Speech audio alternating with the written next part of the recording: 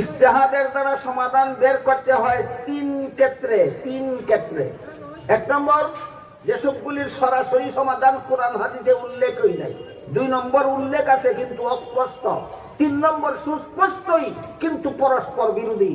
এই তিন ক্ষেত্রে মুস্তাহিদদের ইজতিহাদ করে সমাধান বের করতে হয়। এটা আপনাদের মুখস্থ করলেও মুখস্থ থাকবে না। আমি মাদ্রাসার ছাত্রদেরকে বলবো, তোমরা মুখস্থ করে রাখো। সমাধান ইজতিহাদ করে সমাধান বের করতে হয় তিন ক্ষেত্রে।